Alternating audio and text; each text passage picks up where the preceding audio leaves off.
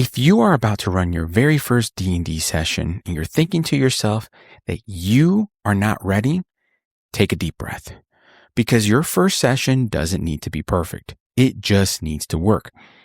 Hi, my name is Brian. I'm the host of the Bearded Nerd podcast where I help new players and game masters learn, play, and grow their love for tabletop role-playing games. Running your first session, even if you're a veteran player, is the most exciting and intimidating moment in the hobby. You know the rules, or you've read some of the rules. You've maybe watched some games or played a lot of games. But when it's time to actually sit down and run the game, everything suddenly feels uncertain. So today, we're going to break down your first session into a simple, manageable structure that you can follow whether you are brand new or a veteran player. With that being said, be sure to subscribe to the podcast for future episodes that will help you level up your game.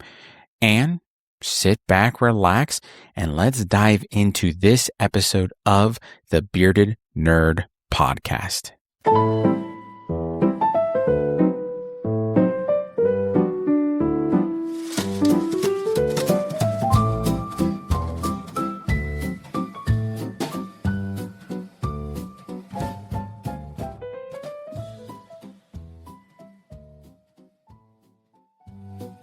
All right, so your first session is not about telling an epic story, using every rule correctly, or impressing your players. Your first session has one job, and that is for everyone to get comfortable playing the game. Whether it's Dungeons & Dragons, Pathfinder, or any other RPG, your job is to make sure everyone's comfortable and having fun playing the actual game. That's pretty much it. If people, specifically your players, understand how to take turns, to make choices, and they're having fun, you have succeeded.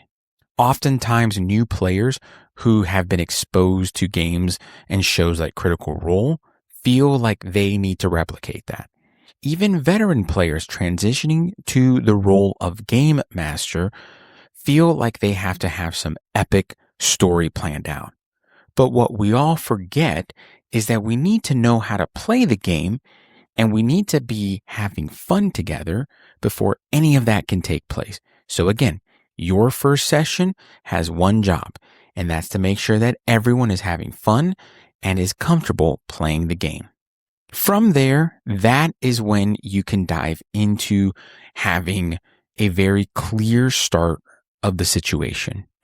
The biggest thing that I recommend is that you don't start with, oh, you're just in a tavern. What do you do? If you are running a game for new players or veteran players alike, it's not going to make sense of why you're in a tavern. The players don't understand why they're there.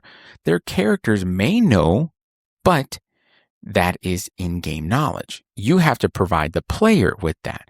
And it can be overwhelming, especially for new players. Veteran players may kind of run with it and may know what to do.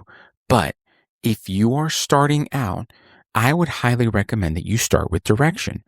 Instead of just saying you're starting in a tavern or you're in a tavern, you could say you are escorting a caravan when it's suddenly attacked. Something very clear provides the players with context, it provides them with a problem and something to react to. It provides clarity, which creates momentum. Now, as your session is going and as you're preparing to run this game as a new game master, I want you to come up with a 3-part structure.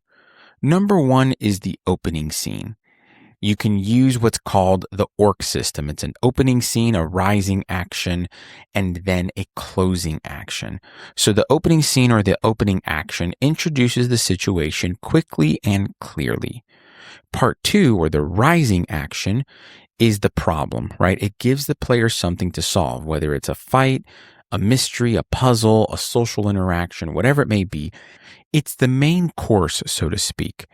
It is the thing that the players are here to do.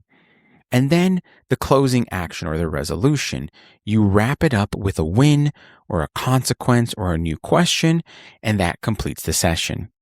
It's a very simple yet effective structure to implement, whether it's Dungeons & Dragons or any other TTRPG, because it works.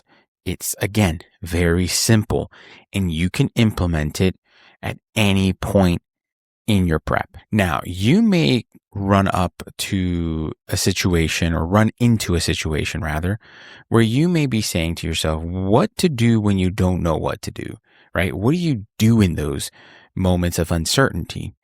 And this is going to happen. But when it does, you need to pause. You need to think logically. You need to then make a ruling and then move forward, right? So when those curveballs get thrown at you while you're running your first session, you need to think about what's going on. You need to understand the context around it. Don't let emotion get in because you want your players to have fun and you're willing to bend the rules.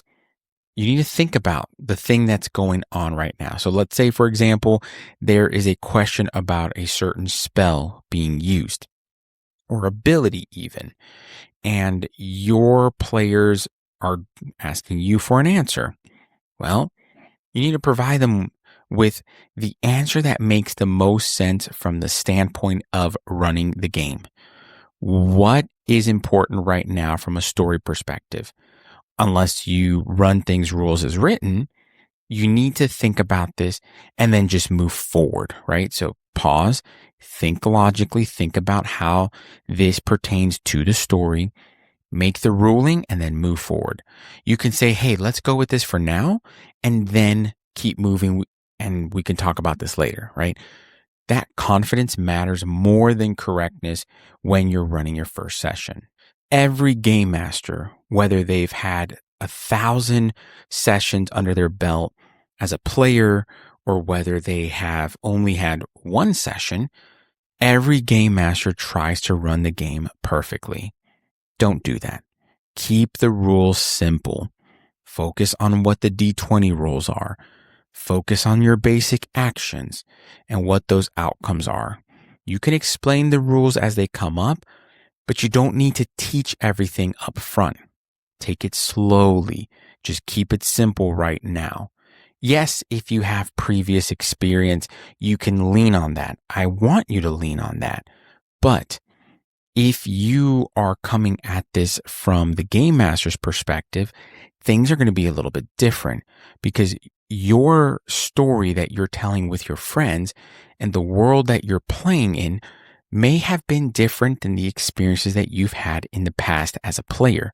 So again, you don't need to teach everything up front, but you do have to have some sort of simplicity when it comes to the rules. If I could impart some wisdom upon you, is I wish that I would have watched my players before watching my notes when I first started. The notes that you've written down don't tell you if the game is working. Your players do. I want you to look for engagement, laughter, questions, and focus. If your players are not focused, if your players are not engaged, if they're not laughing, if they're just super serious or look bored, and they're just not asking questions, you got a problem. But if they're engaged, then you're doing everything right. And when you're doing everything right, you just replicate that. Before we close this episode, I want to thank you for subscribing to the podcast. Your support means the world to me. And if you haven't subscribed to the podcast yet, please consider subscribing and sharing this with your friends as we grow in this community. I just want to share my love of the hobby with you all. So again, I just want to thank you and encourage you all that if you have not subscribed, to go ahead and subscribe. Lastly, I want to address some of the common first session mistakes that I have often seen and I even partook in. Number one, I want you to avoid over-explaining the rules. Just keep it simple. Whatever is in the book, go with it. And if it pertains to the story or doesn't, you can make a shift. But stick to the rules, stick to the simplicity or the simplest version of the rule. Number two, avoid starting too open-ended. Again, that is going to leave you with a lot of confused players who don't know where to go and what direction to follow. So again, start very clear and consistent. Third, avoid trying to control everything. Yes, you're the dungeon master, you're the game master, but you don't need to control everything. Let your players explore the world. Respond to your players. Don't try to mitigate everything that they do or control every little move. Just let them roam free within the context of the story and respond from there. Lastly, avoid panicking when things go off plan. Take a deep breath, take a minute, and again, respond to them. Your session will go off the plan. That's completely normal. You've probably done it as a player. You've seen other people do it, and you probably didn't even notice. So just take a deep breath and just expect the chaos. It's okay. If you're about to run your first session, here's what I want you to remember. You don't need to be perfect. You don't need to know everything, and you don't need to impress anyone. You need a clear starting point, a simple problem that your players are going to solve, and the willingness to keep going. That's enough. If this episode helped you feel more confident about running your first game, share it with somebody who's about to GM for the first time. And if you want more beginner-friendly tools and guides, check the show notes. Until next time, y'all, start simple, trust yourself, and as always, keep gaming.